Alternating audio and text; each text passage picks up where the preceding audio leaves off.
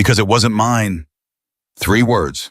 That was all Ethan Parker said when he handed back a ring worth more than everything he owned, combined a ring that belonged to one of the most feared men in Arizona. He didn't ask for a reward. He didn't negotiate. A 22-year-old kid with holes in his boots and 3 days of hunger behind him just opened his palm and gave it back.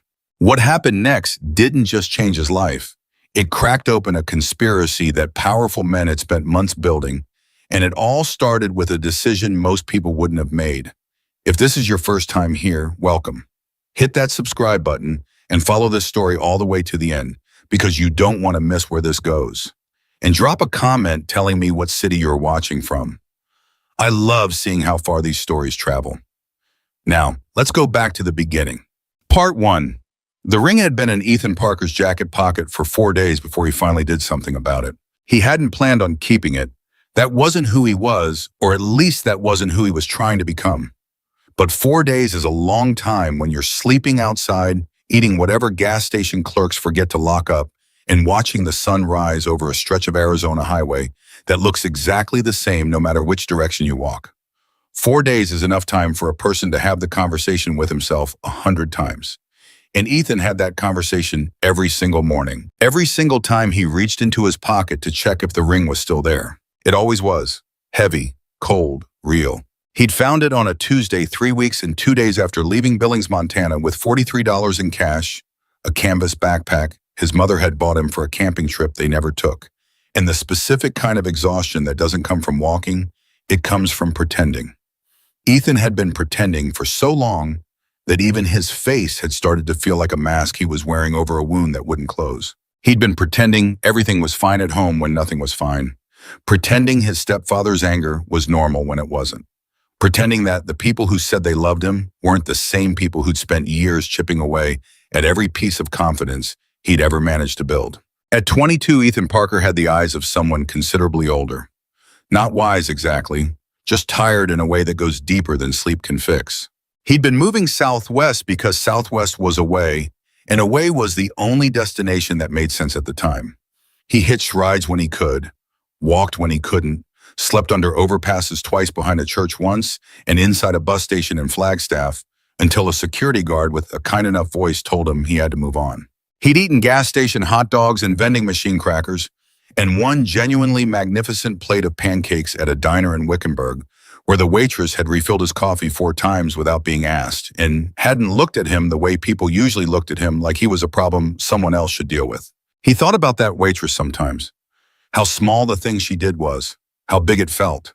The abandoned highway rest stop where Ethan found the ring wasn't much to look at.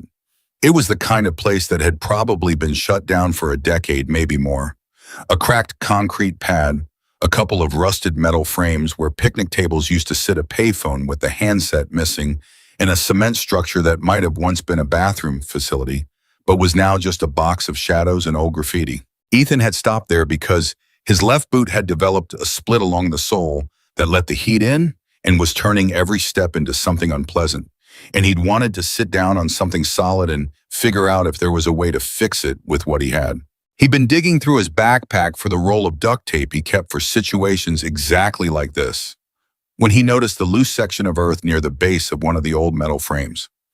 It wasn't dug up exactly, more like the ground had shifted over time and exposed something that had either been dropped or deliberately buried a long time ago. A corner of something metallic catching the afternoon glare. Ethan almost ignored it. He almost let it be. He had enough going on without adding mysteries to the list. But something in him, the same stubborn part of him that had kept him walking forward instead of crawling back home, reached over and brushed the dirt aside. What he pulled from the ground stopped everything. The ring was substantial. That was the first thing he registered. Not its appearance, but its weight, the way it settled into his palm like it was meant to be held. Silver and gold, intricately worked metal, a skull with wings spreading wide across the top, and in words engraved in a careful, deliberate script that had been pressed into the metal by someone who understood that certain things need to be permanent. Hell's Angels. Ethan sat very still for a moment. He'd heard of the Hell's Angels, of course. Everyone had. He'd grown up in a state where motorcycle clubs were part of the landscape, where leather and steel were as common as pickup trucks and rodeo flyers. He knew enough to know that this wasn't a piece of costume jewelry. This wasn't something someone had bought at a novelty shop or ordered online.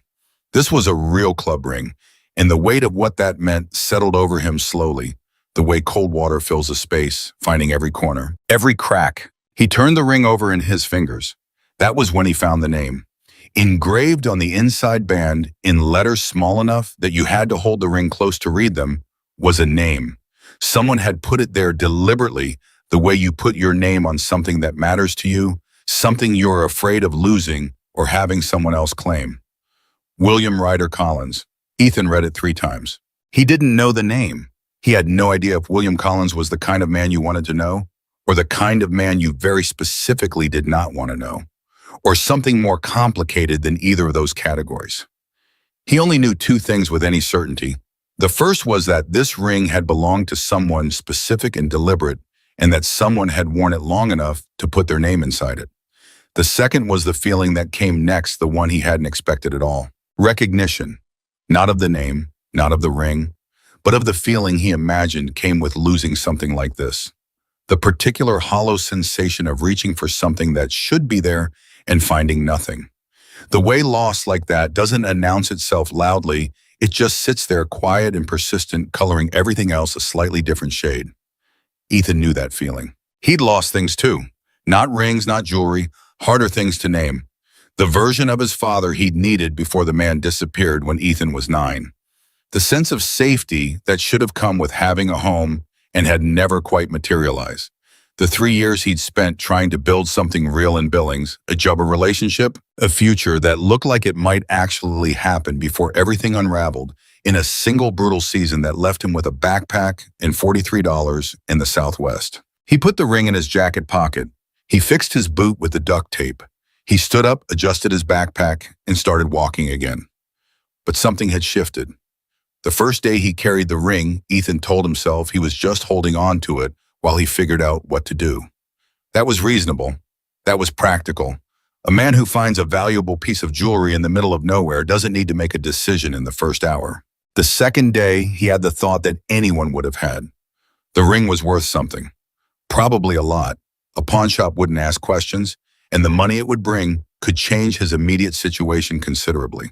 A room, real food, a bus ticket to somewhere that wasn't the side of a road. He thought about it seriously. He turned the idea over the same way he'd turned the ring itself, examining it from every angle. He didn't do it. He couldn't fully explain why. He tried to explain it to himself, lying on his back under an overpass on the second night, with the ring sitting on top of his chest, the weight of it oddly comforting. The best he could come up with was that the name engraved inside made it impossible. If the ring had been blank, if it had just been a piece of metal without a person attached to it, maybe he could have found a way to justify it. But William Ryder Collins was a real person. Somewhere, a real man was missing this thing that clearly mattered to him. And Ethan knew too well what it was like to have something taken from you by someone who decided their need was bigger than your loss. He wasn't going to be that person. The third day, he started asking questions. This was harder than it sounds. Asking about the Hells Angels in a small Arizona town is not the kind of conversation that people welcome. The first person he asked, a woman running a cash register at a roadside convenience store, looked at him like he just asked her to help him bury a body, shook her head without saying a word, and suddenly found something very important to do at the far end of the counter. The second was a teenager fueling up a truck who listened to about 4 words of Ethan's question before getting back in the cab and pulling away. The third was an older man eating a sandwich at a picnic table outside a deli who heard him out, looked at the ring when Ethan showed it to him, and then looked at Ethan with an expression that was equal parts pity and alarm. "Son," the man said quietly, "I would put that back where you found it." "I can't do that." "Then I'd throw it in a river and forget you ever touched it." "I can't do that either." The man studied him for a long moment. Whatever he saw in Ethan's face seemed to satisfy something, or at least settle a question he'd been working through internally. He folded his sandwich wrapper carefully. "Why not?" "Because someone's missing it," Ethan said. "And that's not right." The man was quiet for another moment. Then he said very carefully, "Keep walking through town. You'll see an auto shop on the left side of the road about half a mile in. It's got a blue door. Ask for Frank. Tell him what you told me. Don't tell him anything else." "Thank you." "Don't thank me," the man said. I'm not sure I did you any favors. Frank, it turned out, was a mechanic in his late 60s with hands that looked like they'd been remodeled by decades of hard work in a manner that suggested he'd learned through hard experience to trust very slowly and verify very thoroughly. He listened to Ethan's account without interrupting, looked at the ring for a long time without touching it, and then looked up at Ethan with eyes that were doing serious evaluation work. How long you had this? This is day 3, and you're here trying to give it back. Yes. Not sell it, not use it for leverage, just give it back. That's right. Frank leaned back in his chairs and crossed his arms, the posture of a man deciding how much truth is safe to offer. You know who that ring belongs to? The name inside says William Collins. I've heard people call him Ryder. That's right. Frank paused. Ryder Collins is the president of the Arizona chapter. He's been running this chapter for 12 years. That ring has been on his hand for 10 of those years. It's not just jewelry. He paused again. You really don't know what you're holding, do you? No, Ethan said honestly, but I know it's not mine. Something in Frank's expression shifted just slightly, just around the eyes, but Ethan had gotten good at reading small changes in people's faces. He'd learned it growing up in a house where you needed to know when the weather was changing before the storm arrived. Frank pulled out a piece of paper from a drawer in his workbench and wrote something down. He folded the paper and held it out to Ethan, then held on to it for an extra half second before releasing it. Listen to me carefully, Frank said. When you get there, you're going to face some men who are going to look at you and immediately assume the worst. Don't react to that. Keep your hands visible. Don't reach into your pockets without telling them what you're doing first. And whatever you do, do not lie. Not about anything, not even about small things. These men can read dishonesty the way most people read words on a page, and a lie will end this conversation before it starts. He paused. You understand me? Yes. One more thing. Frank looked at him steadily. Whatever happens in there, you stay calm. You might see things, hear things that make you want to react. Don't. These are not men who respond well to drama. They respond to directness and respect. Give them both and you've got a fighting chance. A fighting chance at what? At walking back out, Frank said. He let that land. I'm not trying to scare you off. I'm just being honest. That ring showing up in a stranger's hand is going to raise questions, and some of those questions are going to come out looking like accusations. You need to be ready for that. Ethan nodded. He took the paper. He put it in his jacket pocket alongside the ring, and for a moment the two things, the note and the ring, occupied the same space, which felt oddly appropriate. Frank, Ethan said as he was about to leave, why are you helping me? Frank considered the question. Because you could have sold that ring 2 days ago. You didn't. That tells me something about who you are. He picked up a wrench and turned back to the engine he'd been working on. Go before I change my mind. Ethan went. The address on the paper led him to the edge of town, past the places where the streets were still paved, and into the territory where industry and time had done complicated things to the landscape. He passed warehouses and storage yards and buildings that had once been something specific and were now just weathered containers of empty space. He heard the motorcycles before he saw the building, not revving or running, just the particular metal presence of machines at rest, lined up in a formation that was both casual and deliberate, the way experienced men stand when they're relaxed but alert. The building itself was large, old, and more solid than its surroundings suggested it should be. Someone had maintained it carefully, not made it pretty, but kept it functional and structurally sound in a way that spoke to the kind of people who understood that what holds things together matters more than how things look. There was a flag. There were patches of color on the walls that Ethan recognized from the ring itself. There were also men, 7 of them that Ethan counted initially positioned in and around the entrance in a configuration that managed to look relaxed while clearly being anything but. Big men, most of them. Men in leather with the kind of physical presence that comes not from size alone, but from years of carrying themselves in a world that pushed back. They watched Ethan approach with the patient, evaluating attention of people who had learned to take the measure of a situation before committing to a response. Ethan kept walking, hands visible, pace steady, just like Frank had said. He was maybe 20 feet from the entrance when one of the men, broad-shouldered, dark beard, a look in his eyes that was simultaneously suspicious and professionally neutral, stepped forward and put up a hand. Something we can help you with. I'm looking for William Collins, Ethan said. Ryder, I have something that belongs to him. The man's expression didn't change. And what would that be? I'd rather show him directly if that's all right. A beat of silence. The other men had oriented toward the conversation without moving closer, a subtle repositioning that Ethan noticed and chose not to react to. Where'd you come from? Montana originally. I've been traveling. Traveling. The man let the words sit there, examining it. How old are you? 22. You know where you are? Yes, Ethan said. I do. Another silence. Longer this time. The man with the dark beard looked at Ethan with a kind of attention that felt like it was counting things, small things, the way a person stands, the way their hands hang, whether their eyes do things that hands can't control. Then from behind the group, a voice, calm, authoritative, not loud, the voice of someone who'd learned long ago that volume was the tool of people who weren't sure they'd be listened to. Let him in. The men moved. Not dramatically, not with ceremony, but with the smooth efficiency of a group that had been functioning together long enough that communication had become mostly nonverbal. A path opened. Ethan walked through it, and for the first time since finding the ring 4 days earlier, he felt something shift in his chest. Not fear exactly, but the particular alertness that comes with knowing that whatever happened next was going to matter. William Ryder Collins was not what Ethan had expected, and he wasn't entirely sure what he had expected.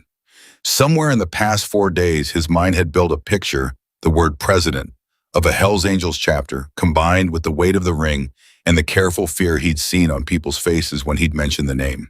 His imagination had done the obvious thing and built something imposing, something hard-edged and obvious in its danger. The reality was more complicated and in a way more unnerving. Ryder Collins was in his mid-40s, and everything about him suggested a man who had been shaped by time and pressure into something harder and more essential than what he'd started as. Blonde hair going gray at the temples, a beard that had grown past the point of being a choice and into the territory of simply being part of his face. A leather vest with patches that told a story Ethan couldn't fully read, but could recognize as significant. He stood near the back of the room with the stillness of someone who didn't use movement to signal authority he didn't need to. The authority was in the way everyone else in the room was oriented toward him, even when they weren't looking at him, the way a compass points north without trying. His eyes were something else. Gray-blue and very direct, and carrying the kind of weight that accumulates when you've seen enough of the world to stop being surprised by most of it, but also, and this was the part that caught Ethan off guard, something that wasn't finished yet, something still looking. He looked at Ethan the same way Frank had looked at him, like he was reading something specific. "You've got something for me," Ryder said. It wasn't a question. "Yes." Ethan reached into his jacket pocket very slowly because he'd heard Frank's advice and taken it seriously and closed his fingers around the ring. He brought it out and held it toward Ryder. "I found this 4 days ago, near an abandoned rest stop about 12 miles east of town. It had your name inside." Ryder didn't move immediately. He looked at the ring in Ethan's outstretched hand from where he stood, and something passed across his face, something controlled very quickly in less than a second, but there long enough for Ethan to catch it. A flash of something raw that had nothing to do with the image of authority and composure the man was clearly accustomed to maintaining. Then he crossed the room and took the ring from Ethan's palm. He turned it over once, read the inside, closed his fingers around it. When he looked up, his expression was neutral again, but his eyes were doing more work than before. 4 days ago, he said. "Yes? You've had this for 4 days?" "Yes." "And you're here to return it?" "Yes, son." Ryder looked at him for a long moment. The room was completely silent. Ethan was aware of every other person in it, the way you become aware of weather, not looking directly at it, but feeling its presence on your skin. "Why Epichval?" Ryder asked. The question landed simply. No aggression, no challenge, just genuine inquiry. Like the answer actually mattered to him, and he was willing to wait for the real one instead of accepting something convenient. Ethan didn't hesitate, because it wasn't mine. The silence that followed that answer was different from the silence that had preceded it.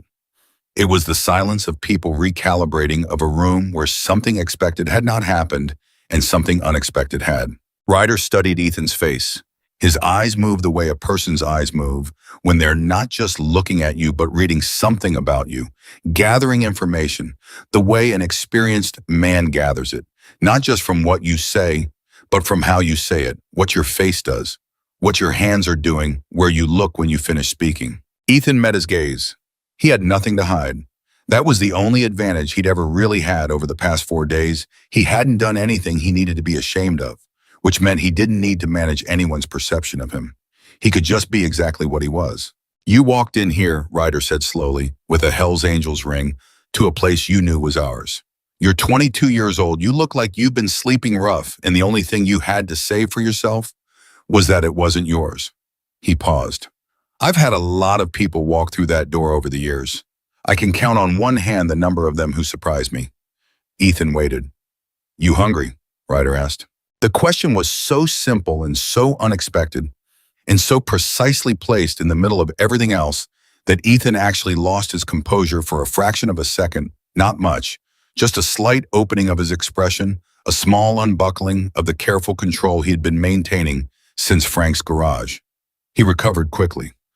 I could eat, he said. Ryder nodded once. He turned and said something to one of the men near the back, and then he looked back at Ethan. Sit down, he said. Let's talk.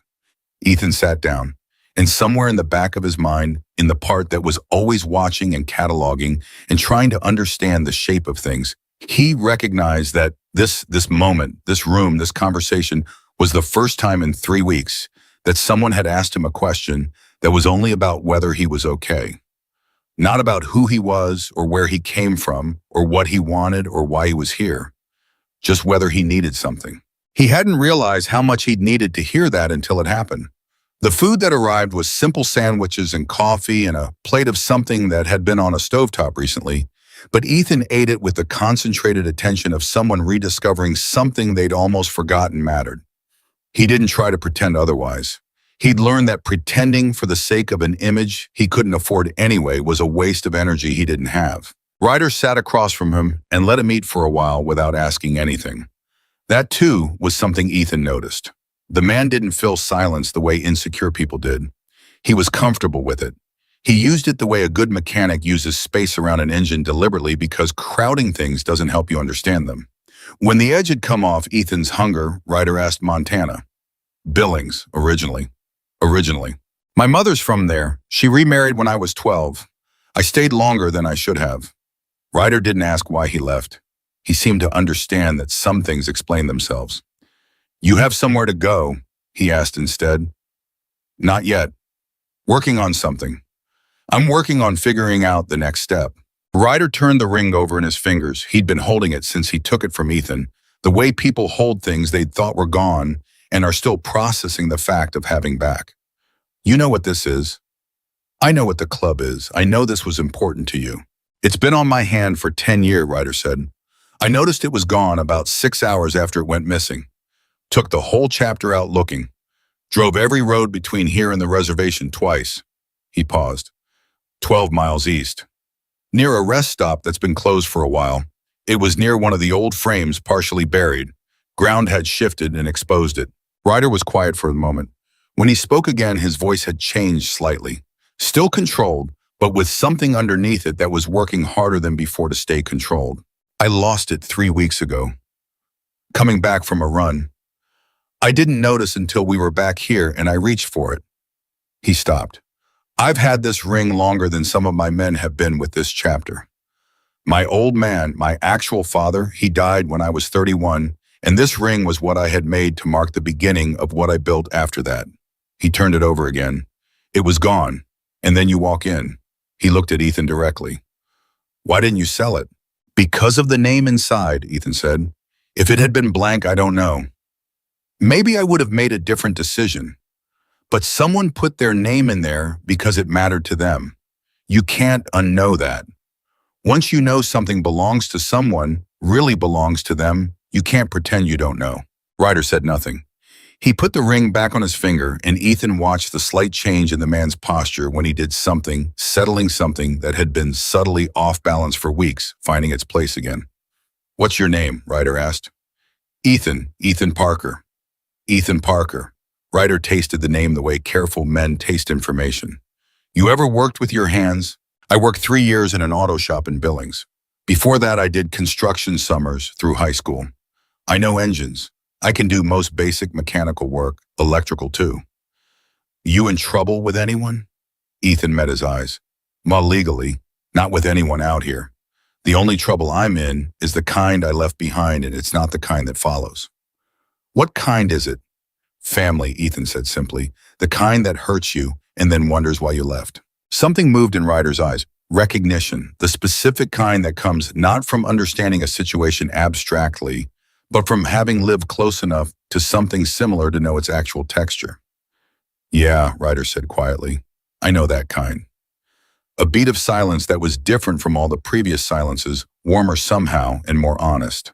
Then Ryder's expression shifted.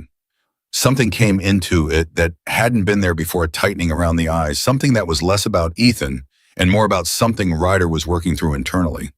When you found the ring, he said, his voice dropping slightly, you said it was partially buried, like it had been there a while. The ground around it suggested it had been there at least a few weeks, maybe more. Or it was put there, Ryder said. Ethan watched him. That ring didn't fall off my hand, Ryder continued. His voice was careful now, measured in a different way, not performing calm but maintaining it against something that was pushing against it from the inside. I've worn it for 10 years. I would have felt it go. And I know exactly when I last saw it on my hand. It was the morning of the day we made that run. When I got back, it was gone. He paused. I had been home between those 2 points, home and here and nowhere else. Ethan understood what he was saying. The understanding arrived quietly and settled heavily. You're saying it was taken. I'm saying it didn't get 12 miles outside town by falling off a man's hand inside his own house. The room had gone very still again. Not the same stillness as before. This one had a different quality, the specific weight of a group of people who are hearing something confirmed that they had suspected and hadn't wanted to be sure about. That ring was taken, Ryder said, and it was moved. And someone wanted it found somewhere that would look like carelessness, like I'd lost something that mattered to me, like I couldn't be trusted to keep what was mine. His jaw tightened briefly. What I need to know is why. He looked at Ethan. And Ethan, 22 years old, 3 weeks out of a life he'd been trying to leave behind, sitting in the headquarters of the Hells Angels, with a plate of food in front of him, and a story he didn't yet fully understand, beginning to open up around him, felt something he recognized. The particular sensation of standing at the edge of something much larger than it first appeared. I think, Ethan said slowly, that might be a conversation I should probably hear more of before I decide how involved I want to be. Ryder looked at him for a long moment, and then for the first time since Ethan had walked through the door, the man almost smiled. Honest, he said. I'll give you that. He leaned forward. Let me tell you what's been happening in this town, Ryder said, and then you can decide. Ryder didn't start with the beginning. He started with the part that made him angriest, which told Ethan something important about the kind of man he was dealing with, not someone who arranged things for effect, but someone who led with what was real. 6 months ago, Ryder said, a man named Connor Whitmore walked into the county commissioner's office and filed a land use petition. 42 acres on the east side of town, just past the old grain storage facility. Land that's been sitting unused for 11 years since the family that owned it lost it in a foreclosure. He paused. We've been negotiating with the county to purchase that land for 2 years, 18 months of paperwork. Every permit, every application, every community impact statement they asked for, we produced. Because what we're trying to build out there isn't just a building, it's a community center, a real one. Medical clinics on rotating schedules, legal aid 2 days a week, a permanent space for veterans who've got nowhere to go and no one telling them where to start. Ethan listened without interrupting. He'd learned early in life that people reveal more when you don't rush them. Whitmore wants the same land, Ryder continued, not for anything he needs it for. The man owns more property in this county than the county itself. He wants it because we want it, and because if he can acquire it and develop it into another commercial strip, he buries the community center idea for good, and he makes the statement that the Hells Angels don't get to do anything in this town without his permission. He stopped. This isn't about land. This is about who gets to decide what happens in this community. That's what it's always been about. And the ring, Ethan said. The ring, Ryder agreed. Whitmore has been running a careful campaign for the past 4 months. Not loud, not obvious. Small things. A rumor here about club members being involved in something illegal. Nothing specific enough to prosecute, just specific enough to spread. A complaint filed with the county about a supposed noise ordinance violation at this building, completely fabricated, dismissed in 3 days. But it's in the record now. A photo that appeared online 3 weeks ago, supposedly of club members at an altercation at a bar downtown that we were not at, in which I have 12 witnesses who can confirm. He leaned forward. Each individual thing is small. Together, they're building a picture of an organization that can't be trusted, that's unstable, that shouldn't be given access to a significant community resource, because they're a liability, not an asset. And losing the ring was supposed to be the final piece, Ethan said. Ryder Collins can't even keep track of the most important thing he owns. Ryder said, his voice flat with the specific bitterness of someone quoting a line they'd heard used against them. Can't be trusted with a ring, can't be trusted with a community center. That's the story. Simple, effective. He stopped. And it almost worked. Ethan sat with that for a moment. How many people have access to this building? The question landed and did something interesting to the room. Ethan watched it register in the faces of the men around him, the slight shift, the internal recalculation. It was the right question, and the fact that a 22-year-old stranger had landed on it immediately told people something. Ryder looked at him steadily. That's the question we've been sitting with for 3 weeks. You have someone inside, Ethan said, or someone who had access long enough to get the ring without forcing entry. That's what the evidence suggests. But you don't know who. No, Ryder said, we don't. The word landed heavily in the room. Ethan could feel what it cost the man to say it, not the admission of not knowing which a confident man could make, but the admission that sat underneath it, that someone had gotten close enough to take something from inside his own house, that the circle of people Ryder trusted had been compromised somehow and he didn't yet know where. Why are you telling me this? Ethan asked. Because you asked. I didn't ask about any of this. I just returned a ring. You asked the right question about access, Ryder said, which tells me you think about things the right way. And because he paused, seemed to make a decision. You walked in here with something that belonged to me at a time when the fact of you having it should have been dangerous. A smarter, self-interested person would have seen an opportunity. You saw an obligation instead. He looked at Ethan directly. I don't know who took my ring, but I know you didn't put it there. How? Because if Whitmore had sent someone to play this angle, they wouldn't have sent a 22-year-old kid from Montana who's been sleeping rough for 3 weeks. They would have sent someone with a story that made more sense. Someone who looked like a private investigator, or a journalist, or someone trying to negotiate. Ryder almost smiled again. Nobody invents you. You're too inconvenient to be invented. Ethan almost laughed at that, not because it was funny, but because it was unexpectedly accurate. One of the men who had been standing near the wall, mid-30s, dark hair, a scar along his jaw that he wore the way some people wear a watch, like it was just there, spoke up for the first time. Boss, we don't know this kid. No, Ryder said, we don't. He could be anyone. He could be, Ryder agreed. He could also be exactly what he appears to be, which is a young man who found something that didn't belong to him, and did the right thing when doing nothing would have been easier, and doing the wrong thing would have been profitable. He looked at the man with the scar. What's your read, Marcus? Marcus looked at Ethan for a long, professional moment. His eyes moved in the way of someone who'd been trained formally or through experience to assess people quickly and accurately. Ethan held the gaze without pushing back against it and without looking away, just steady the way he'd learned to be, steady in the face of scrutiny, from people who weren't sure about him. He's scared, Marcus said finally, but he's not lying. And the scared isn't coming from guilt. It's coming from the situation, which is a reasonable response. He paused. I don't trust him yet, but I don't think he's a plant. That's enough for now, Ryder said. He looked back at Ethan. I'm not asking you for anything. I want to be clear about that. You've done what you came to do. You return the ring, you're free to go, and I'll make sure you have enough to cover a room for a week and a bus ticket wherever you're trying to get to. He paused. But I'm also not going to pretend the situation isn't what it is. Someone in or connected to this club took something from me and moved it to a location where a stranger could find it and use it to damage what we're building. I need to know who.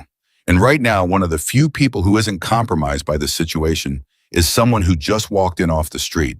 Ethan felt the weight of what was being said without being said. He turned it over carefully the way he'd turned the ring. You're not asking me to help you. No, but you're telling me everything you just told me. Yes, and leaving the door open. Ryder said nothing. He didn't need to. Ethan looked down at the table for a moment. He thought about the road. He thought about the bus ticket to somewhere undefined. He thought about 3 weeks of walking and sleeping rough and the particular loneliness that lives in the space between leaving something behind and finding something worth moving toward. He thought about the 42 acres and the veterans and the community center that was either going to get built or get buried. Tell me about Whitmore, he said. Marcus made a sound that wasn't quite a laugh. Ryder looked at Ethan for another moment, then settled back. Connor Whitmore, he said, is 53 years old, third generation Arizona money. His grandfather made it in copper mining, his father developed it into real estate, and Connor turned it into a political instrument. He doesn't hold office himself. He doesn't need to. He funds campaigns, he sits on boards, he makes phone calls. 3 of the 5 county commissioners have taken money from his various PACs and nonprofit shells over the past 8 years. He paused. He's not the kind of man who breaks laws. He bends them. He puts pressure on the people who interpret them. He makes situations where the right outcome and the legal outcome just happen to be the same because he's been carefully arranging the people who decide what the law means. And he wants the land that badly. He doesn't want it, Ryder said. He wants us not to have it. There's a difference. If we build that community center, we demonstrate something. He can't afford to let us demonstrate that this organization is a legitimate community asset, that we're not just tolerated here, we're needed. He spent years cultivating the public image of the Hells Angels as a problem in this community. A community center that actually serves people would undo years of that work. His voice was measured, but the control was working hard. He's not fighting us over land. He's fighting us over a story. And right now, his version of the story is winning. Because of the ring. Because of everything. The ring was the final piece, but the groundwork was laid months before that. By the time Whitmore filed his petition with the county to have our application reconsidered on community safety grounds, he already had a file of incidents he'd manufactured or exaggerated or misrepresented. The ring going missing, a club president losing his most significant personal symbol, was supposed to be the period at the end of the sentence. Ryder stopped. But you found it. And instead of letting it sit there as evidence of my carelessness, you brought it back. And now Whitmore has a problem, Ethan said. He has several problems. He doesn't know the ring is back. He doesn't know who found it or what they might know. He's running a strategy built on an assumption that's no longer true, and he doesn't know that yet. Ryder looked at Ethan with something that was closer to open interest now than the careful evaluation of earlier, which is an unusual position to be in. Ethan leaned forward. The person who took the ring, they'd have to know your routines, where you kept it when you weren't wearing it, when the building would be clear enough for someone to move through it without being noticed. Yes, that's not a lot of people. No, it's not. And you've been going through that list for 3 weeks, every day, and you haven't landed on anyone. Ryder's jaw tightened slightly. Every name on that list is someone I would have put my hand in fire for. That's what makes this what it is. Ethan understood that, not just intellectually, he understood the specific texture of it. The discovery that someone close to you has been operating as something other than what you believe they were. The way it doesn't just change what you know about them, it reaches backwards and rewrites things you thought you understood, moments you thought you'd read correctly. Is there anyone, Ethan said carefully, who's had contact with both your inner circle and Whitmore's organization? Someone who might not even know they've been used, a contact, a mutual business relationship, anyone who moves between those worlds. The room shifted again, not dramatically, just the quality of attention, sharpening in the way it does when a question touches something that has been sitting just below the surface, waiting to be named. Marcus straightened up from where he was leaning against the wall. Ryder said nothing for a moment. His eyes went somewhere else, briefly inward, following a thread. Danny, Marcus said quietly from across the room. He said it the way you say something you've been trying not to say. The name landed and did something to the room temperature. Ethan didn't know who Danny was, but he understood immediately from the reaction that the name caused something to say out loud. Danny Reeves, Ryder said. His voice was very carefully level. 28 years old, been associated with the club for 4 years. Not a full member prospect, then associate. Good with numbers. We've had him help with financial documentation for the community center applications. He stopped. His uncle runs a landscaping company. Whitmore Properties is one of his biggest contracts. The silence after that was the kind that has weight. You've known this, Ethan said. It wasn't an accusation, it was just an observation.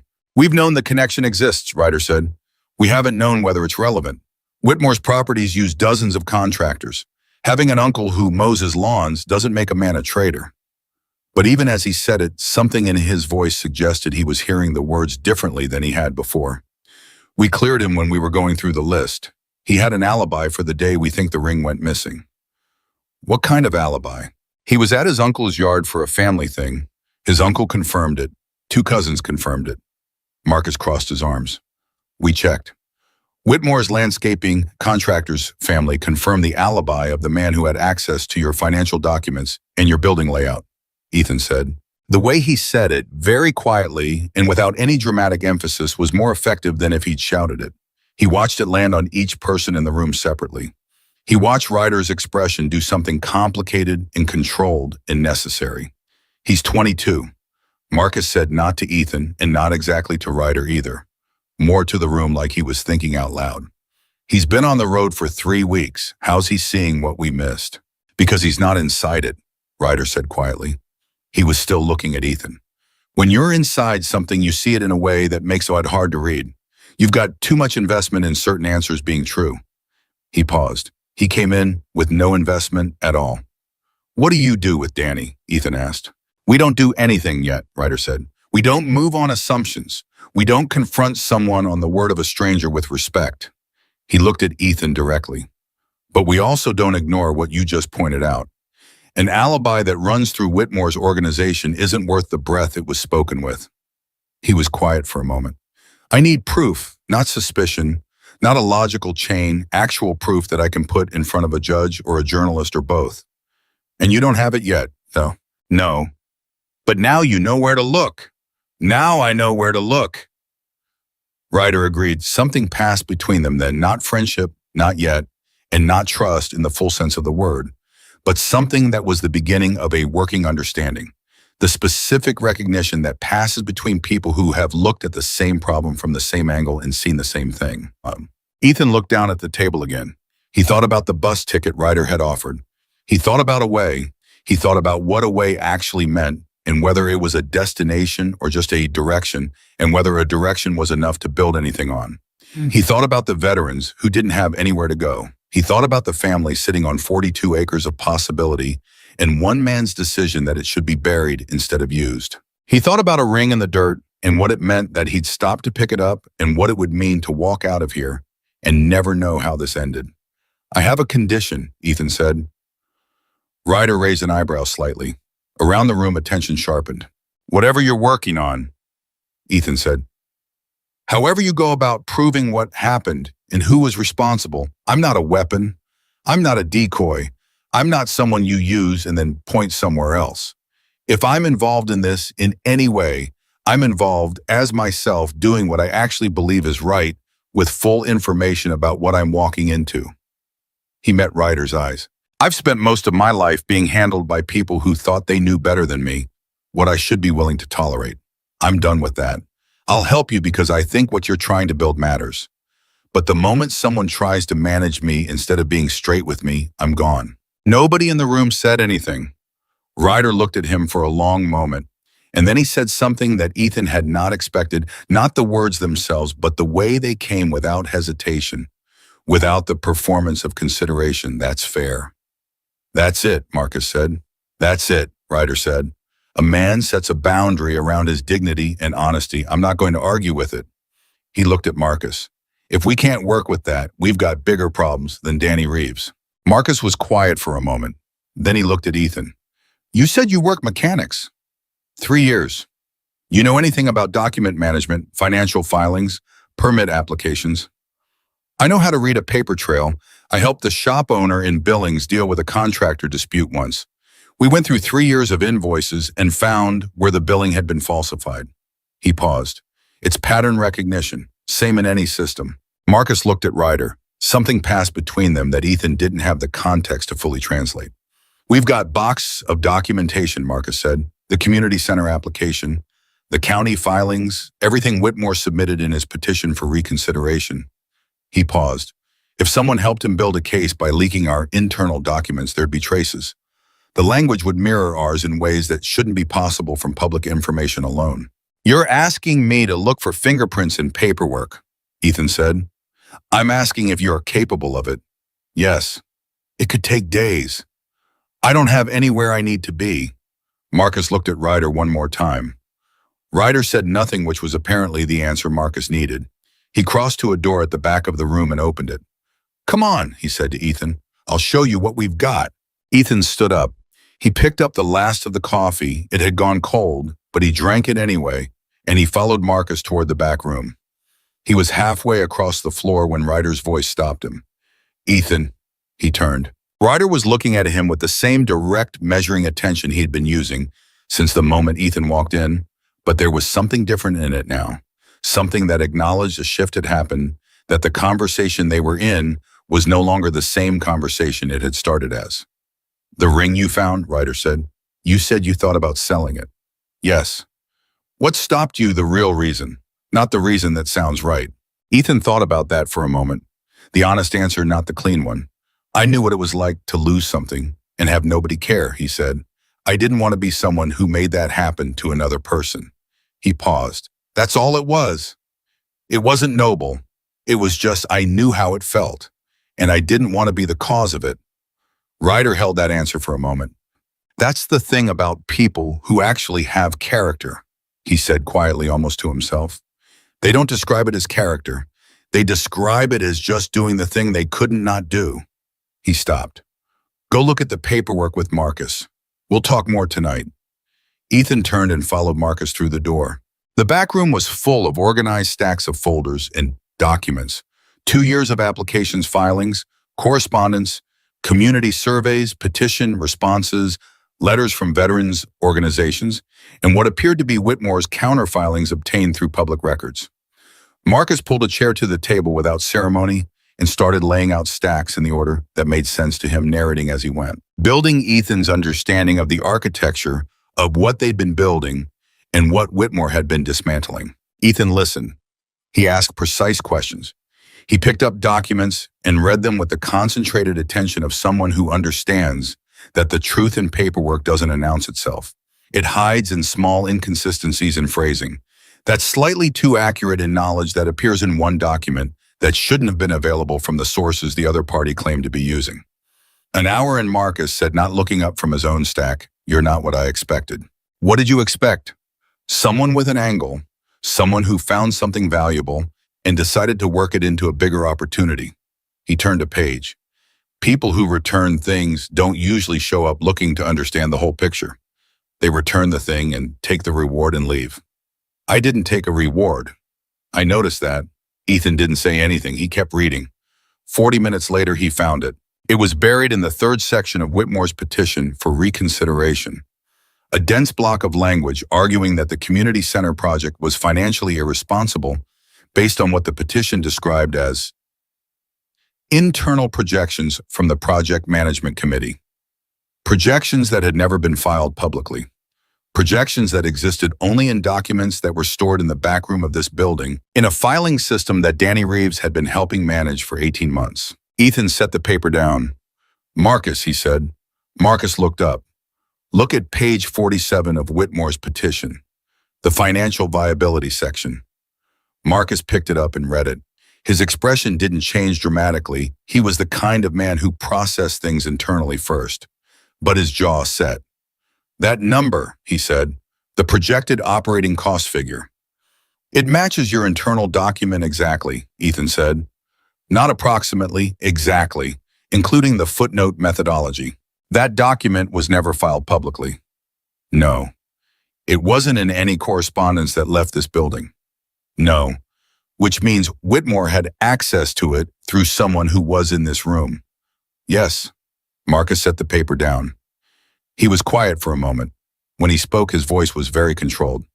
I need to get Ryder. Yeah, Ethan said. You do. Marcus was already moving. And Ethan sat alone in the back room for a moment with the document in front of him and the specific understanding that he had just crossed a line, not in terms of doing something wrong, but in terms of doing something that couldn't be undone. He had just handed these men the first solid piece of evidence they had. Not a suspicion, not a logic chain, a specific, concrete, documentable proof that someone inside their circle had been passing information to the man trying to destroy what they'd spent 2 years building. He thought about the bus ticket Ryder had offered. He thought about somewhere else. He thought about how it felt to have something worth doing. And he stayed in his seat and he kept reading. And when Ryder came through the door 2 minutes later, with an expression that had moved past careful into something more volatile and more human, Ethan was ready to show him everything he'd found. Because whatever happened next, he was in it now. Not because anyone had made him, not because it was safe or smart or the obvious choice for someone with no stake in this town and no reason to stay, but because he knew in the way you know certain things that the difference between who he'd been for the past 3 years and who he wanted to be was standing in exactly this kind of moment and making exactly this kind of choice. He'd found a ring in the dirt. He'd picked it up. And now there was no version of him that was going to put it back down. Ryder read page 47 twice. The first time he read it the way you read something you're hoping you misunderstood.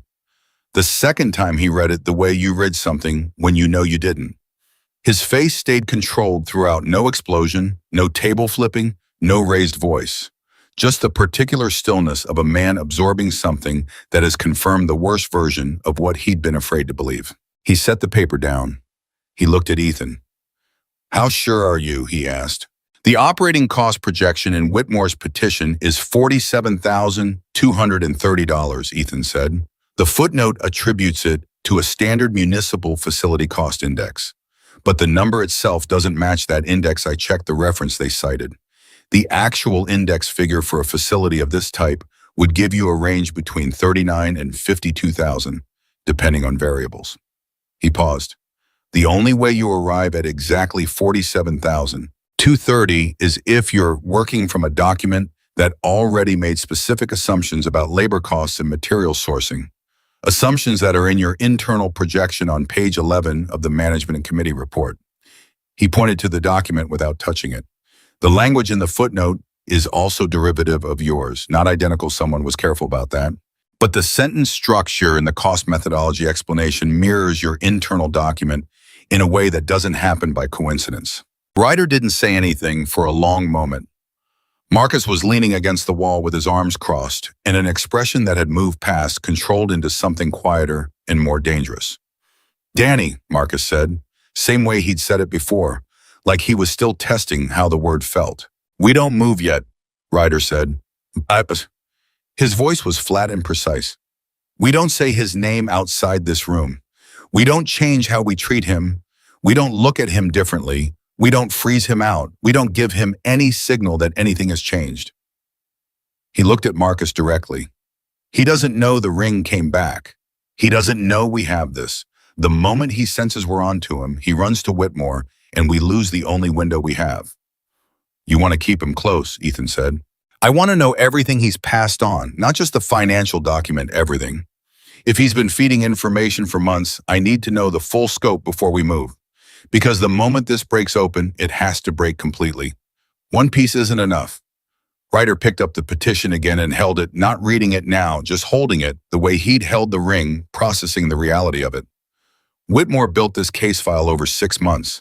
He used our own work against us. If I go after him with one document, he buries it, he explains it, he finds a way to make the document itself questionable. I need enough that there's no explaining it." "So you need more time," Ethan said. "A few days, maybe a week." Ryder looked at him steadily. "During which time Whitmore's petition is still active with the county.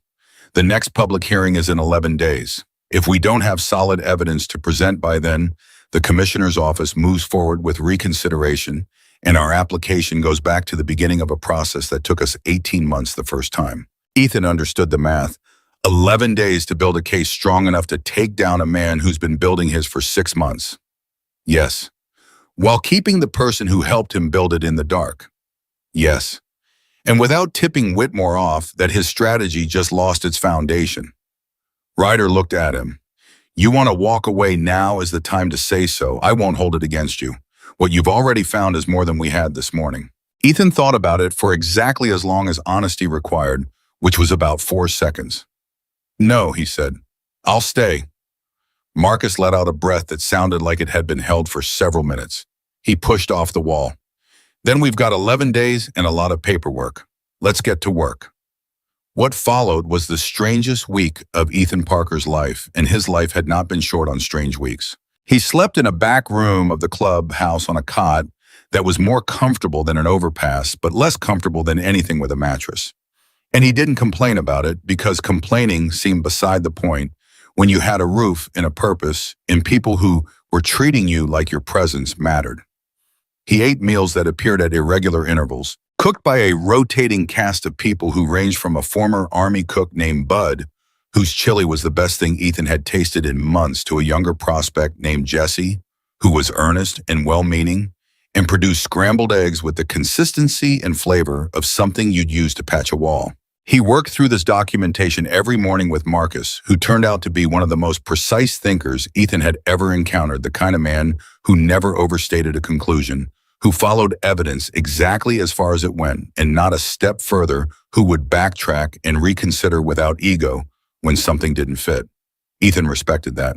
He'd grown up around people who held conclusions the way they held grudges, permanently and without revision, and the experience of working alongside someone who treated being wrong as just information rather than a defeat was unexpectedly refreshing.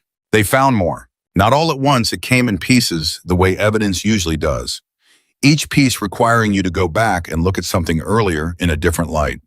3 days into the review, Marcus found correspondence in Whitmore's public filings that referenced a community impact assessment conducted by a consulting firm, an assessment that reached conclusions conveniently aligned with Whitmore's argument that the community center would generate traffic and noise issues for neighboring properties. The assessment itself was sophisticated enough to be credible on the surface, but when Ethan cross-referenced the methodology against the club's own community surveys that had been conducted by a university extension program and which were a matter of public record, the consulting firm's data didn't just contradict the university study. It contradicted its own methodology. The numbers didn't support the conclusions under the firm's own stated analytical approach. Someone had paid for a conclusion and dressed it in the language of process. On day 4, Ethan was going through a secondary set of county correspondence files when he found the name of the consulting firm's registered agent. He stopped. He checked it twice. He walked out of the back room and found Marcus. The consulting firm that produced Whitmore's community impact assessment, Ethan said. The registered agent is a man named Thomas Reeves. Marcus went completely still. Danny's uncle, Ethan said. Danny's uncle runs a landscaping company, Marcus said, very carefully. Danny's uncle also registered a consulting firm 18 months ago. The landscaping company is the primary business. The consulting firm has produced exactly 1 report in 18 months. Ethan held up the page. This one. Marcus took the paper. He read it. He looked up. And for the first time since Ethan had met him, the controlled professional exterior cracked enough to show what was underneath, which was a man who was genuinely deeply angry. Not the theatrical anger that announces itself, the cold internal kind that sits in a person like a stone and changes how they carry themselves. Whitmore didn't just buy a report, Marcus said. He built a connection, Ethan said. Danny gives him access to your internal documents. In return, Danny's uncle gets a contract, a real one, with the landscaping company and probably others we haven't found yet. And when Whitmore needs a piece of documentation that requires a formal source, he uses the uncle's consulting firm. Keeps Danny at a distance. No direct payment to Danny, nothing that looks like a transaction. Just an uncle who suddenly has a better business relationship with the most powerful property developer in the county. Danny didn't sell us for cash, Marcus said. He sold us for his family. Ethan didn't say anything. He watched Marcus work through it. He thought he was helping his uncle, Marcus said. He wasn't defending Danny, he was understanding him, which is a different thing. A few documents, some internal projections. Probably told himself it wasn't really harmful, it was just information. His voice was quiet. He didn't understand what he was handing over or what it was going to be used to build. That might matter legally, Ethan said, if he didn't know the full purpose. It matters morally, Marcus said. It doesn't change what we need to do. He folded the page carefully. I need to take this to Ryder. Ryder's reaction to the Thomas Reeves connection was the quietest Ethan had seen him yet, which by now he understood meant the opposite of calm. The quieter Ryder Collins got, the more weight the moment was carrying. He listened to Marcus lay out the connection without interrupting. He looked at the documentation. He was silent for nearly a full minute afterward. Then he said, "How solid is this?" "As solid as anything in public record," Ethan said. "The consulting firm's registration is on file with the state. The report is attached to Whitmore's petition. The landscaping contract between Whitmore Properties and Reeves Landscaping is in the county business database, 2 years renewed 6 months ago, right after Danny started helping with the community center documentation." He paused. "None of it proves intent by itself, but together with the mirrored financial figures, the compromised alibi, and the timeline it builds, something a journalist or a county ethics investigator can follow." "Or a lawyer," Marcus said. "Yes, Ron." "Or a lawyer," Ethan agreed. Ryder stood up. He walked to the far side of the room and stood there for a moment with his back to them, and Ethan watched his shoulders do something complicated, a tightening and then a release, the physical equivalent of deciding something. When he turned around, his expression had changed. The weight was still there, but it had organized itself into something purposeful. "I need to talk to Danny," he said. "You said we don't move yet," Marcus said. "I'm not moving against him. I need to talk to him." Ryder's voice was firm, but there was something in it that wasn't anger, something more complicated. "Danny's been with this organization for 4 years. He's 28 years old, and he made decisions he probably didn't fully understand. And somebody used him the way Whitmore uses everybody carefully indirectly, with just enough distance to claim clean hands."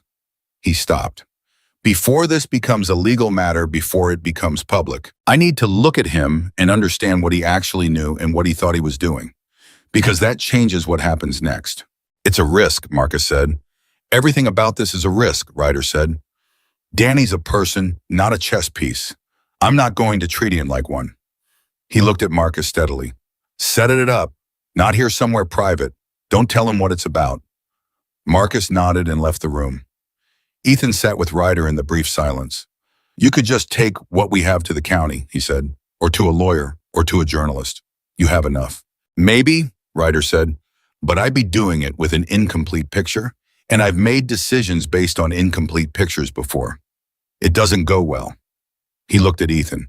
"You ever confront someone you trusted who turned out to be something different than you thought?" "Yes," Ethan said. "How'd you handle it?" Ethan thought about that.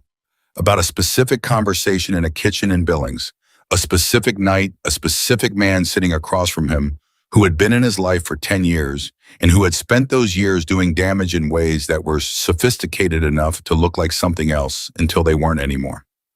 "I went in ready to be angry. I came out just tired. Because once you understand how it happened, the anger doesn't have the same shape anymore." Ryder looked at him for a moment.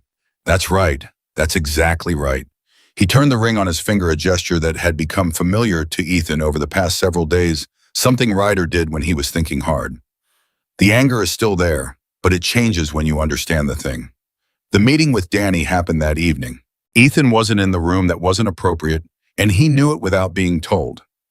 He waited in the back room with a cup of coffee and the low-level tension of someone who understands that the next 30 minutes are going to matter more than the last 4 days of careful work. He could hear voices through the wall, not the words, just the tones, Ryder's steady and quiet, Marcus's more clipped, and a third voice younger. That started at normal register and then shifted as the conversation went on. Changed in pitch and pace in the way voices change when a person is suddenly not in the conversation they thought they were in. The conversation lasted 41 minutes. When Ryder came back into the room, he looked older than he had that morning. Not defeated, that wasn't the right word. More like he'd carried something heavy for a long distance and had set it down, and now his body was registering what carrying it had cost. He sat down across from Ethan.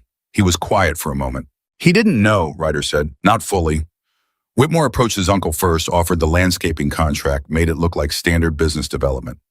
A few months later, Danny's uncle tells him there's a man who's interested in the community center project, a potential donor who wants to understand the financials before committing. Danny pulls the projections thinking he's helping secure funding. He stopped. He found out what was actually happening about 2 months ago. When Whitmore's petition was filed and he saw language in it that he recognized. What did he do? Ethan asked. Nothing, Ryder said. That's the part that's hardest to sit with. He knew. He felt sick about it.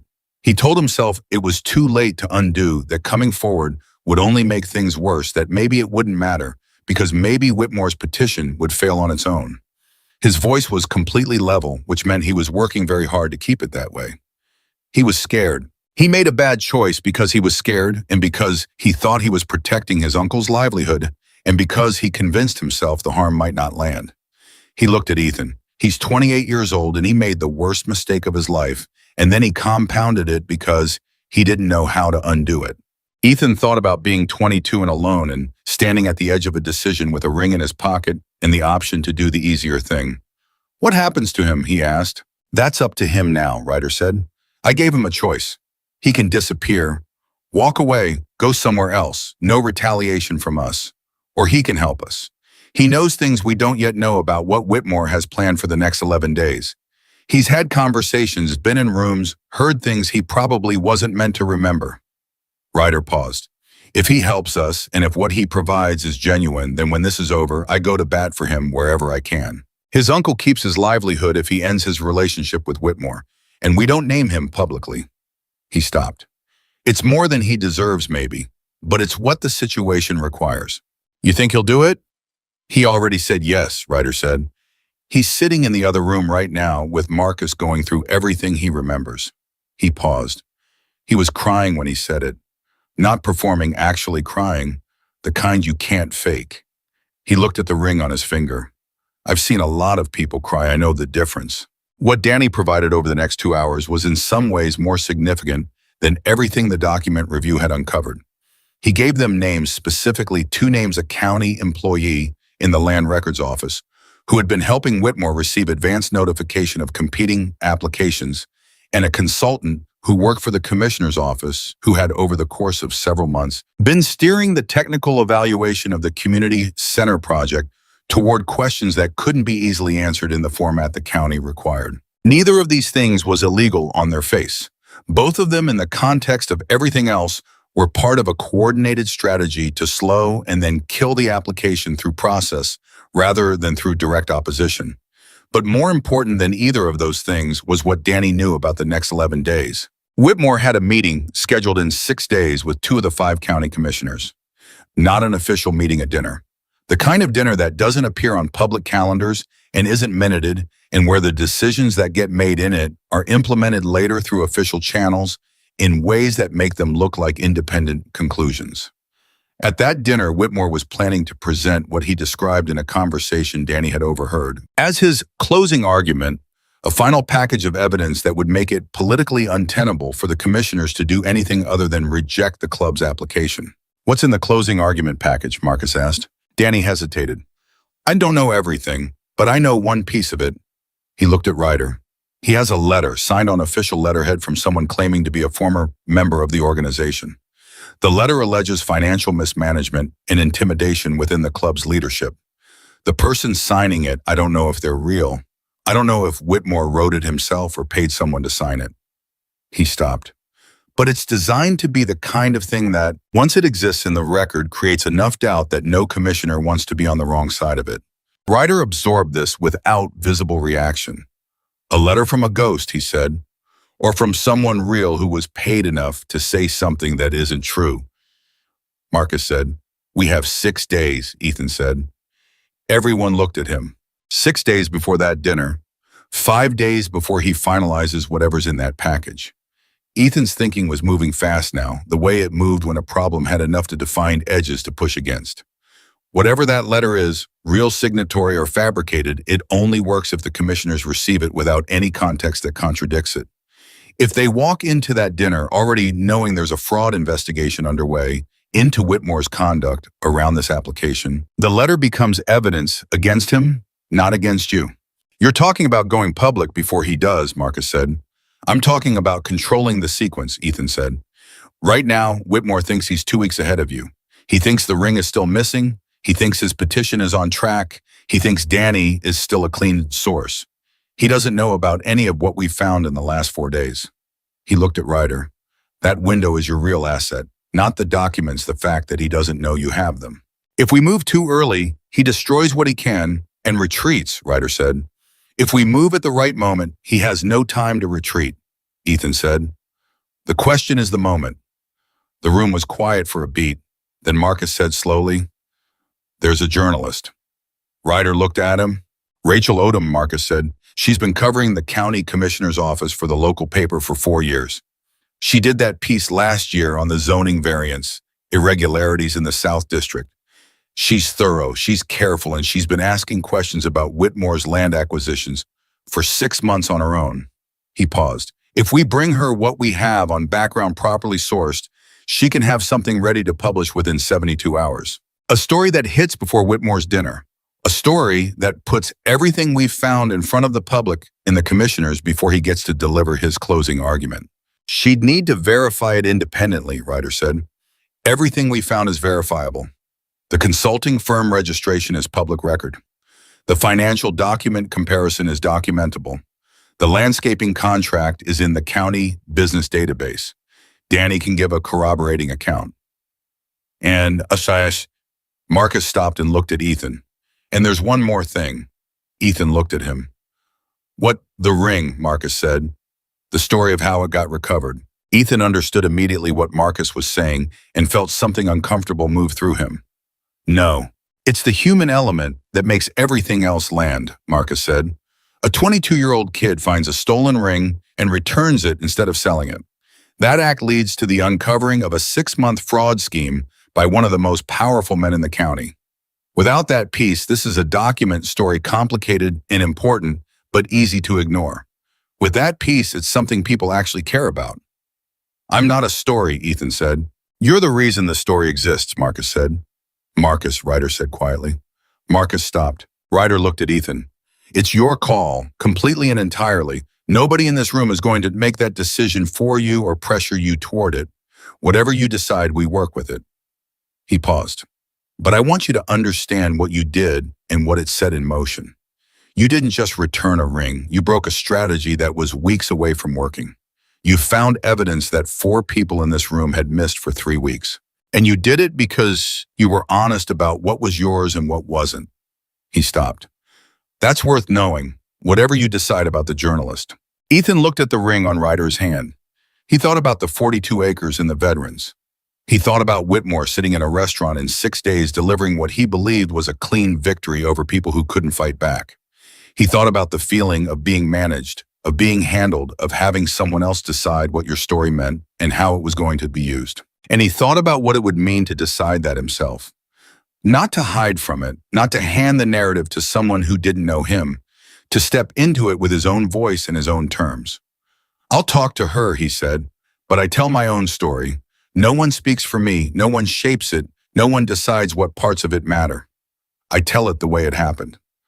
"That's the only way it works anyway," Marcus said. "Set it up," Ryder said. Marcus picked up his phone.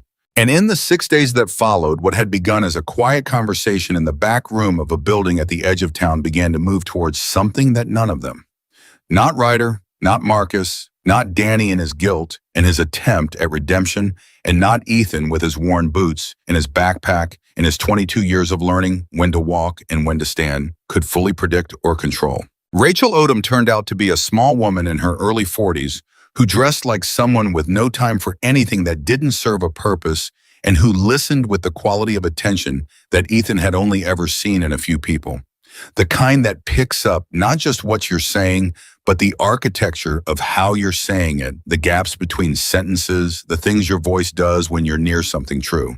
She was at the clubhouse within 2 hours of Marcus's call, a recorder on the table and a notepad in her hand, and eyes that were doing systematic inventory of everything in the room. She looked at the documents Ethan and Marcus walked her through, and she asked precise, unemotional questions, and she wrote things down in a shorthand that moved faster than most people talk.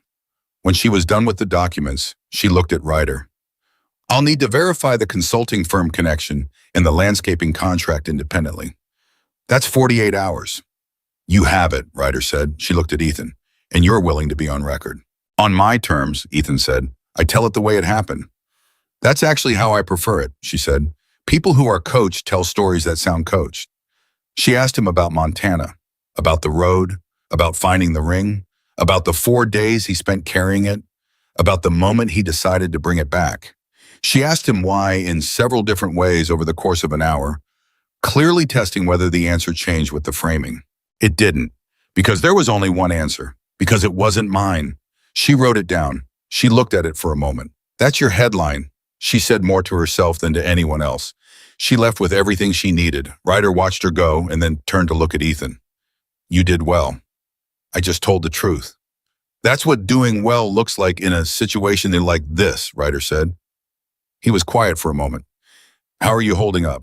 The question caught Ethan off guard, not because it was unexpected from Ryder, who had consistently asked the kind of questions that required actual answers, but because he hadn't been asked that in a while and hadn't been stopping to ask it of himself. He considered it. Honestly, he paused. I feel more like myself than I have in about 3 years, which is a strange thing to feel in the middle of something this complicated. Ryder looked at him. It's not strange, he said.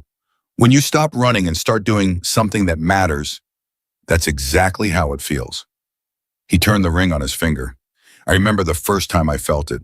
I was 26 and I had just helped get a family out of a situation that was going to end badly.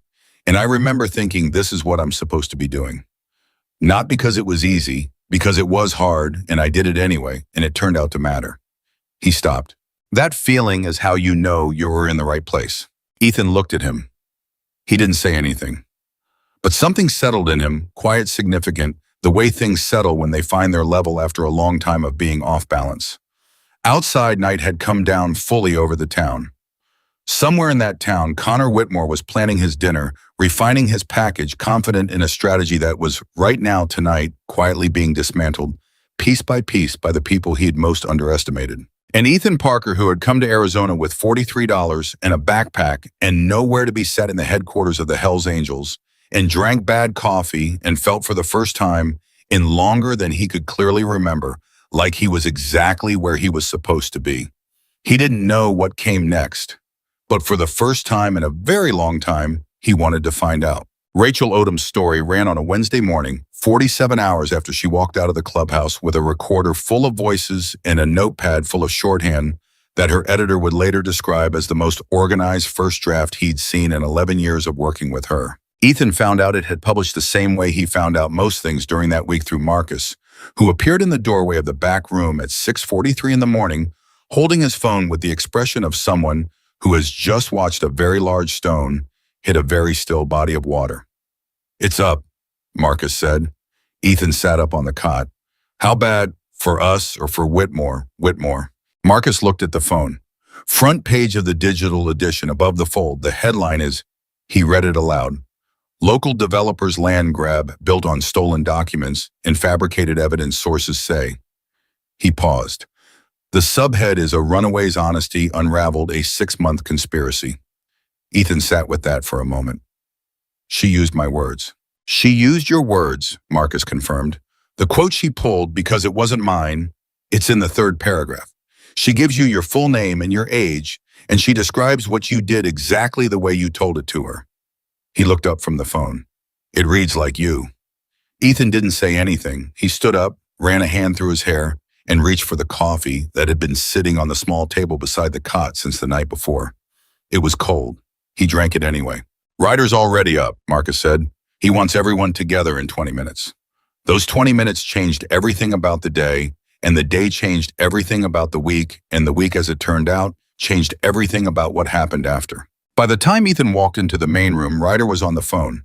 Not visibly agitated, but moving through the conversation with the concentrated efficiency of someone managing multiple incoming situations at once. He held up a finger to Ethan 1 minute and finished the call. Then he looked around at the 8 men in the room with the expression of a person who has been planning for a storm and is now watching it arrive and finding that his preparations were approximately right. The story is out, Ryder said. As of 20 minutes ago, my phone has rung 4 times. One call was from our lawyer who wants to meet today. One was from a commissioner's office staffer, not the commissioner, the staffer who said, and I'm quoting, that the commissioner is aware of the article and has put the Whitmore petition review on administrative hold pending inquiry. He paused. One was from a reporter at the state paper who wants a comment, and one was from a number I didn't recognize that I did not answer. He looked at Marcus. Find out who that number belongs to. Marcus was already on it. What do we do right now? One of the younger men asked Jesse, the one with the scrambled egg problem who turned out to be considerably more useful in a crisis than he was at a stove. Right now, we do nothing except what we were already doing, Ryder said. We don't celebrate, we don't make statements. We let Rachel's story do its work, and we stay clean and visible and calm. The moment we look like we're pushing, we give Whitmore's people something to push back against. He looked around the room. Any questions about that? No questions. Good. He looked at Ethan. How are you doing? Ethan considered the question honestly. I feel like I'm standing on a floor that might be moving. That's accurate, Ryder said. The floor is moving. Just keep your feet under you. The floor moved considerably faster than any of them expected, and in directions that required continuous recalibration. By 9 in the morning, Rachel's story had been shared widely enough on local social media that the county commissioner's office issued a brief formal statement confirming the administrative hold and announcing that it had referred the matter to the county ethics board. That statement, 14 words of bureaucratic language, was itself a story. The state paper ran it within the hour alongside a summary of Rachel's original piece. By 10:32, other outlets had picked up and expanded the coverage. One of them had already reached Thomas Reeves, Danny's uncle, who issued through what appeared to be a hastily retained attorney a statement that confirmed the existence of his consulting firm, but denied any improper coordination with Whitmore Properties. The denial was careful and technically narrow, which, as Marcus observed quietly, was the kind of denial that people issue when they're trying not to lie while also not telling the full truth. By noon, Whitmore still hadn't said anything publicly. That silence was the thing that concerned Ryder. Not because a quiet man was unusual, Ryder himself was a quiet man, but because Whitmore's political sophistication meant his silence was intentional, which meant he was working on something rather than absorbing a blow. He's not reacting, Ethan said, looking at his phone at the lunch table. He's positioning. Yes, Ryder said. What does positioning look like for him? It looks like finding the weakest point in what we've presented and building his counter-argument around it, Marcus said. He had the look of someone who'd been thinking about this since the story dropped and had a theory he wasn't completely comfortable with. The weakest point is Danny. Danny is our corroborating witness, and Danny is also the person who participated in the information transfer, even if he didn't fully understand what he was participating in. If Whitmore's lawyers get to Danny before the ethics board does, he won't go to Danny, Ryder said. How do you know? Because going to Danny admits the connection exists.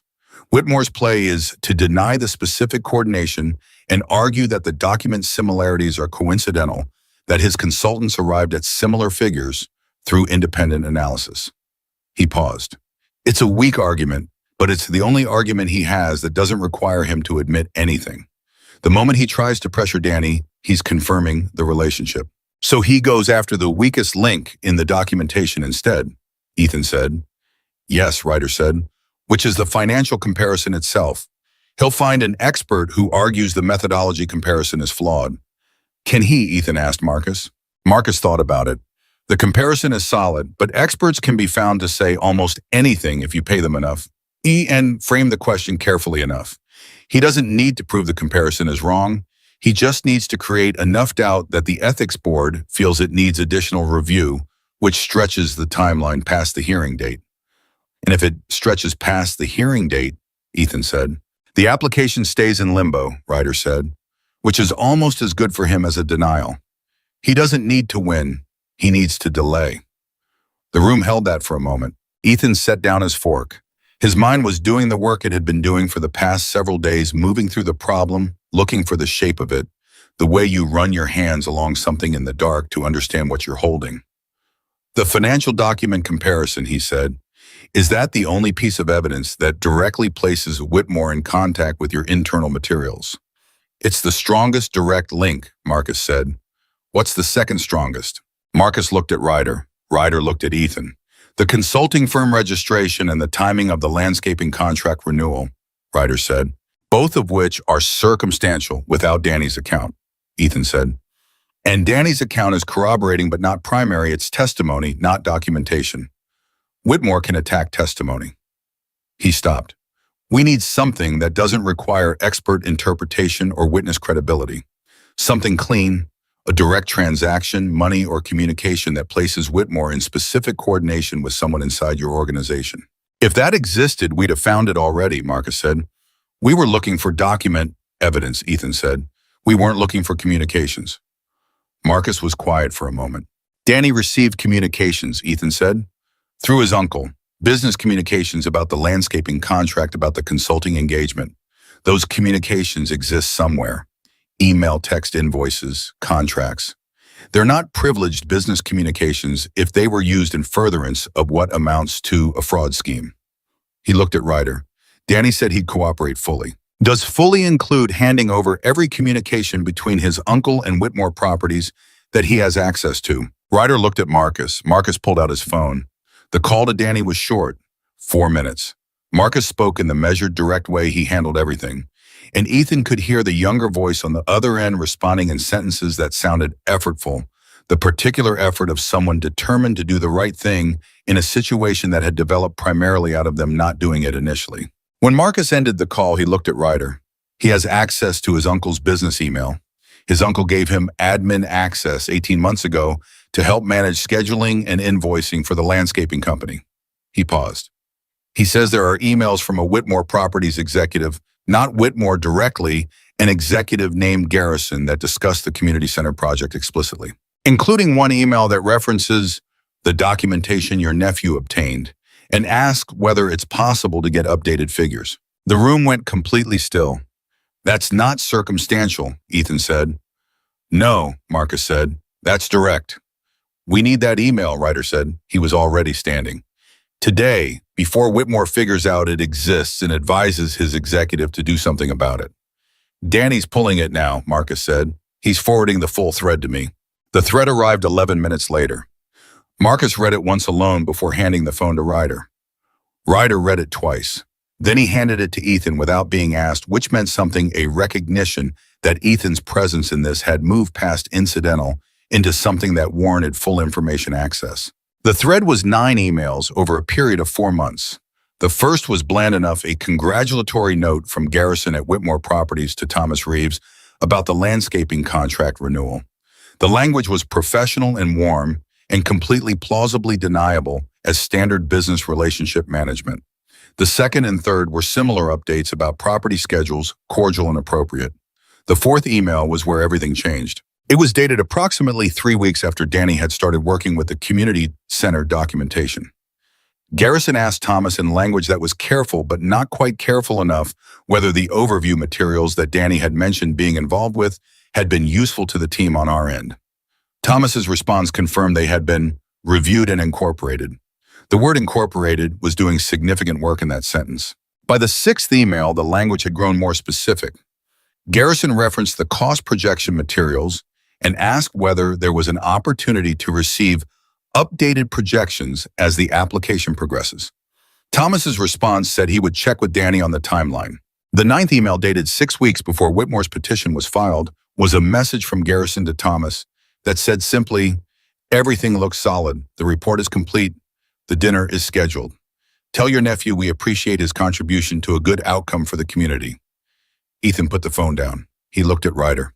"A good outcome for the community," Ryder said. His voice was controlled and very quiet and completely flat. He called it a good outcome for the community. "To the lawyer," Marcus said. "Today, before noon." Ryder was already reaching for his own phone. What happened in the next 6 hours had the quality of something that had been building for a long time suddenly finding its release point. The lawyer, a woman named Patricia Cho, who specialized in civil litigation and had been working with the club's community center project since the beginning, reviewed the email thread in her office with a speed and intensity that suggested she understood immediately what she was looking at. She asked 4 specific questions. She received 4 specific answers. She made 2 phone calls that Ethan was not in the room for. When she came back, her expression was the professional calm of someone who has good news and knows better than to perform it. This thread, combined with the document comparison and Danny's corroborating account, is enough to file a civil fraud complaint against Whitmore Properties and to request an emergency injunction blocking any county action on the petition pending investigation. She said, I can have the filing ready by end of business today. She paused. I'll also be forwarding the email thread to the county ethics board directly, because one of the recipients on that chain, Thomas Reeves, listed his firm as an independent consultant on the petition, which he was legally required to do honestly. Given the content of these emails, that representation was materially false. That's a separate matter from the fraud itself, but it's another layer. File it, Ryder said. There's one more thing, Patricia said. She looked at Ryder carefully. Once this is filed, Whitmore will know the full scope of what you have within hours. His attorneys will begin building a response. He will also almost certainly take some action to change the nature of the contest to move it from a county procedure to something else. What does that mean? Marcus asked. It means he may try to make this personal, Patricia said. He's a man who is accustomed to controlling narratives. The story this morning was a significant blow. This filing will be a more significant one. Men who fight the way Whitmore fights don't stop when they're losing. They escalate to a different battlefield where they think they have better odds. She looked at everyone in the room. I want you all to be prepared for that. What kind of personal? Ethan asked. Patricia looked at him. She held the look for a moment that communicated something specific before she said it. You're the human element of this story. You're the reason the public cares about it in the way they do. Rachel's story works because of you, because a 22-year-old who had nothing made a decision that cost Whitmore a strategy he'd spent months building. She paused. He will be looking for the version of your story that he can use. The version where you're not a trustworthy young man who did the right thing but something else. Something that undercuts the narrative. She said it matter-of-factly with no dramatics because she was that kind of lawyer. I want you to be thinking about what he might find or manufacture, and I want you to tell me now if there's anything that complicates the picture. Ethan thought about that question. He thought about Montana, about his stepfather, about the relationship in Billings that had ended badly, about 3 weeks on the road in a gas station in Flagstaff and the bus station security guard. He went through his life the way you go through a room before guests arrive, looking honestly at what's there. Nothing illegal, he said. Nothing violent. My life is a mess in some of the ordinary ways that 22-year-old lives are messes. But there's nothing Whitmore can use to make me look dangerous or dishonest. He paused. I left home because my home was not a safe place to be. I've been on the road because I needed to start over. That's the whole story. Patricia looked at him for another moment. Okay, she said. Stay close to people you trust over the next few days. Don't talk to anyone you don't know. If anyone contacts you claiming to be from a media outlet, verify with me before you respond. She looked at Ryder. Same for everyone in this room. Ryder nodded once. Patricia picked up your files. She was already composing in her head, you could see it. I'll have the filing ready at 5. I'll send you copies the moment it's submitted. She was at the door when she stopped and turned back. She looked at Ethan again with a different quality of attention than the professional assessment of the past several minutes. For what it's worth, she said, what you did finding the ring, returning it, working through that documentation, that's the kind of thing that doesn't usually happen. The kind of thing that changes outcomes. She paused. I've been trying to protect this community center project for 2 years. I'm glad you found that ring. She left. Ethan sat with that for a moment. Ryder was looking at him. You heard what she said about Whitmore coming after you, Ryder said. It wasn't a question. Yes. Does that change anything for you? Ethan thought about it honestly. 3 weeks ago, 4 weeks ago, on a road in Montana with $43 in a backpack, the threat of a powerful man deciding to make his life difficult would have felt like a reason to move, to put distance between himself and the problem, to choose a way again. It didn't feel that way now. No, he said. It doesn't change anything. Why not? Because I already told the truth. Whitmore can try to find a version of my story that fits his narrative, but the only story there is the one I already told Rachel. I can't untell it, and I don't want to. He looked at Ryder directly. The thing I've been afraid of my whole life isn't a powerful man deciding he doesn't like me. It's being someone who knows what the right thing is and doesn't do it because it's inconvenient. He stopped. I'm more scared of being that person than I am of Connor Whitmore. Ryder was quiet for a moment. Then, I know I keep saying this, but I'm going to say it again. You're not what I expected. I keep surprising myself too, Ethan said. That got something close to a real smile from Ryder. Not wide, the man wasn't built for wide smiles, but genuine. The kind that reaches a person's eyes and stays there for a moment. Patricia filed the complaint at 4:58 p.m. By 6:15, Whitmore's attorneys had issued a public statement calling the complaint a desperate and legally meritless attempt by a known motorcycle gang to derail a legitimate land development inquiry. The word gang was doing deliberate work in that sentence. So was the word desperate. By 7 o'clock, Rachel Odom had published a follow-up piece. She had, in the time since the complaint was filed, obtained a comment from the County Ethics Board chairperson confirming receipt of the email thread and a statement from a law professor at the State University who described the Garrison emails as precisely the kind of documentation that civil fraud cases are built on. Her new piece quoted both of them. It also quoted Ethan from their original conversation, with 2 additional sentences she'd apparently been holding in reserve. I wasn't trying to start something. I just couldn't leave something behind that belonged to someone else. That's the whole thing. By 8:30, the story had been picked up by 2 state outlets in a regional television news operation that sent a camera crew to the clubhouse. Ryder spoke to them for 3 minutes on the steps of the building in the measured and direct way he spoke about everything, and said that the organization was confident in the legal process and committed to the community center project and had no further comment at this time. By 10 o'clock p.m., Connor Whitmore had still not made a personal public statement. His attorneys were speaking for him, which, as Patricia had predicted, meant he was repositioning.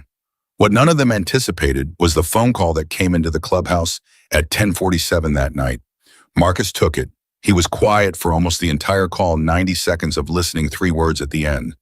When he hung up, his expression was the specific kind of still that precedes significant news. He found Ryder. That was a man named Gerald Park, Marcus said. He's a retired county assessor. He says he has documentation of a conversation recorded with permission of one participant between a Whitmore Properties VP and a member of the county commissioner's staff. A conversation that took place 8 months ago. He paused, in which the Whitmore VP explicitly discussed engineering the outcome of a specific land application in exchange for a consulting contract offered to a firm owned by the staff member's brother-in-law. Ryder looked at him. How does Park have this? He was the other participant, the one who permitted the recording. Marcus held Ryder's gaze. He says he's been sitting on it for 8 months trying to decide what to do. He says Rachel's story this morning made him decide. The room was very quiet. He wants to bring it to Patricia, Marcus said. Tonight, if possible. Ryder turned to Ethan. Ethan understood the look.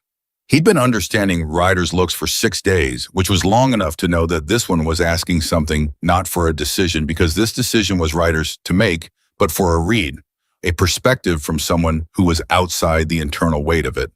A retired county assessor with a recording, Ethan said carefully, who's been sitting on it for 8 months and just decided tonight, after the story ran. Yes, Marcus said.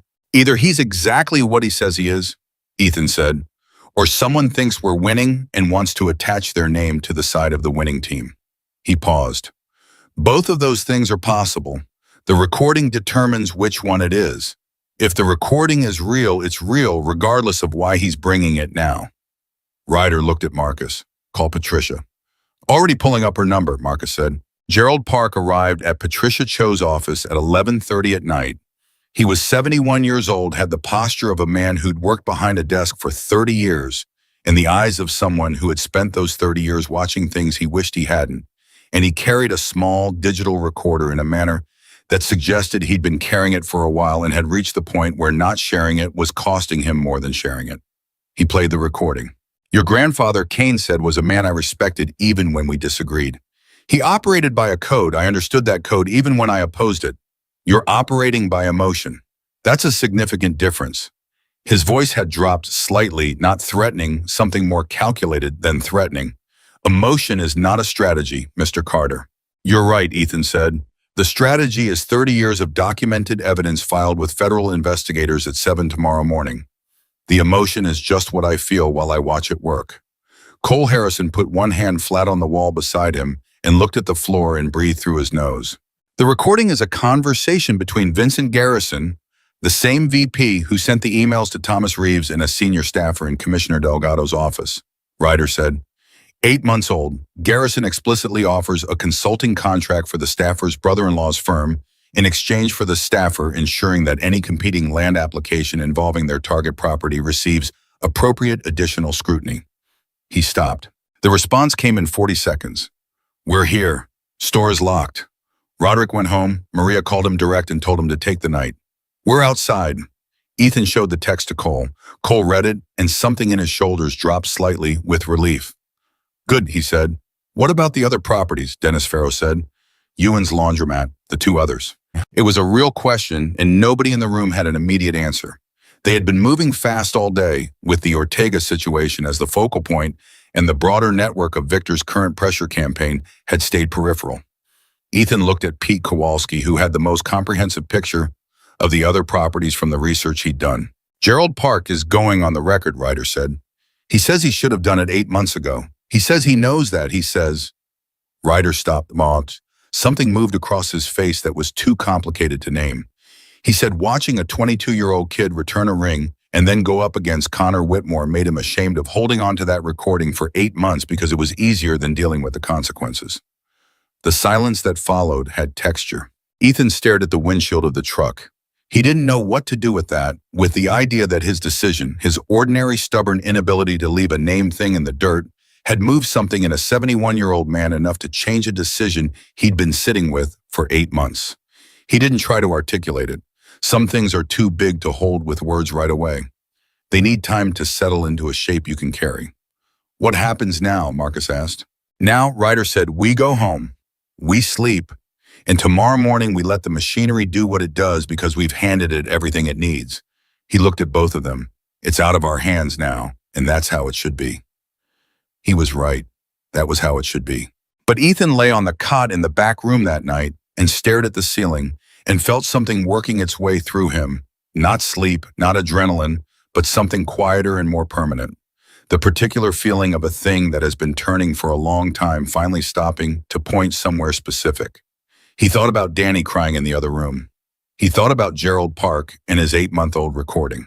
He thought about Rachel Odom's headline and Patricia Cho's careful eyes and Ryder's voice saying it's real the way you say something when you've been waiting for it to be true. He thought about 42 acres and what they could become. He thought about a ring in the dirt. He thought about the name engraved inside it. William Ryder Collins, a real person missing something real, and the specific impossibility of knowing that and doing nothing about it. He thought about the version of himself who might have sold the ring. He tried to find that version and couldn't quite not because it wasn't real. Not because the temptation hadn't been real, but because every version of himself that he could honestly access had always known what he was going to do. He just needed 4 days to stop arguing about it.